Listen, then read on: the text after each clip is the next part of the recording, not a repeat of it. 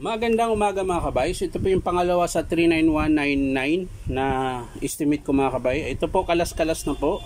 Ayan, dinala ng customer dito. Ganito na po. Ayan. Nakakalas na po yung unit. Ayan. So ayan. Kita na rin natin kaagad mga kabay kung ano sira. Ayan. Sira po yung armature. Ayan. May tama din po yung commutator. Ayan.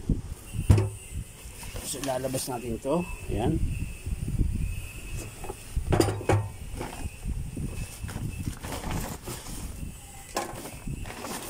So, ngayon mga kabay, hanapin natin yung kung ano sira. Saka syempre, bubuo na lang natin ito mamaya kapag na-estimate na natin. Ayan. So, tara mga kabay, samahan nyo po ako. So, ayan mga kabay, nakita ko na po yung sira talaga. So, ito lang po yung sira niya. Ayan, armature. Ayan, pumutok po yan. Tapos syempre yung bearing tsaka slip. Yung field coil niya mga kabay, hindi ako sigurado dahil merong ano dun sa baba. Yun.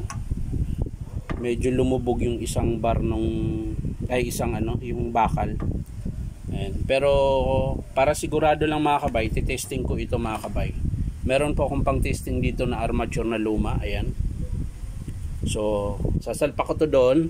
Papanda rin natin kung okay pa yung field coil. Kasi hindi ako sigurado sa field coil. Yung armature okay na, sigurado na ako dito ng sira. Dahil ayan, nakita naman natin mga kabay, ayan, pumutok po yung winding. Ayan. So sigurado na yun nasira. So ito mga kabay, sasalpak natin. So ayan mga kabay, sasalpak na po natin yung pang testing ko na armature.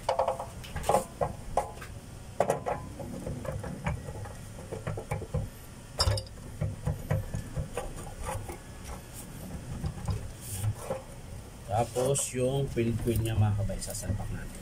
May slip na po siya sa loob yung luma. Uy, may nakalas yung suot.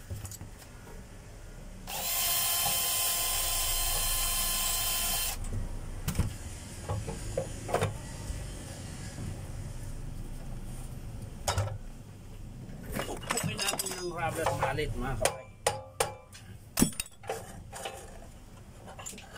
Luwag din pala ito.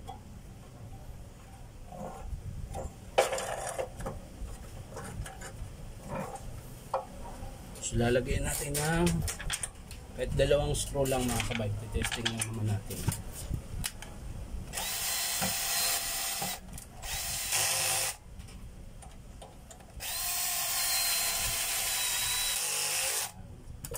So, sigpitan lang natin yung ano niya, yung lock, dahil maluwag po. Ayan.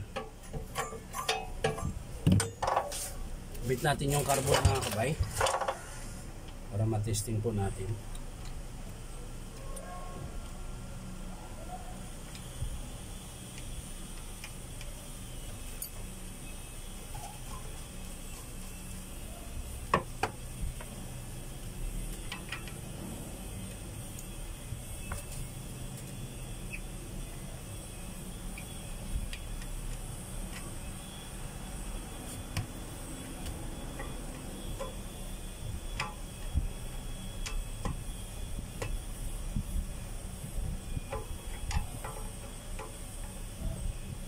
Ayan na mga kabay, testing na po natin. Sasaksakin natin to.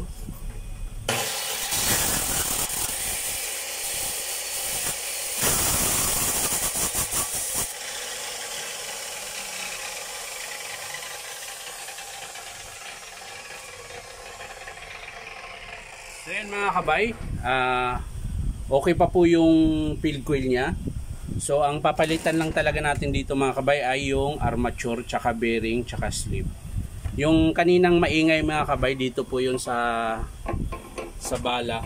Ayan. Hindi po pantay kaya medyo maingay. So pero titingnan din natin yung flange niya mga kabay, baka hindi na rin pantay. So isa din yun sa dahilan kung bakit maingay. So tara mga kabay, tingnan natin. So ito yung flange mga kabay, oh. Tingnan nyo po yung butas niya, hindi na po pantay. Ayan. Ayan. Umumbok na po yung ano, tumabingi na. Ganun din po yung kabila mga kabayo. Yan, hindi na po siya pantay. Yan, kaya maingay siya.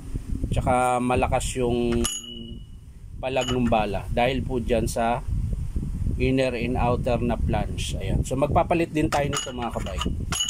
Ayan. Tapos yung spring dito mga kabay sa lock niya, wala na rin. So baka hindi na ibalik ng customer, so magdadagdag tayo. So ulitin ko mga kabay, ang papalitan natin ay armature bearing, 629 po yung bearing nito, tapos sleeve at isang set na inner and outer flange. Ayan.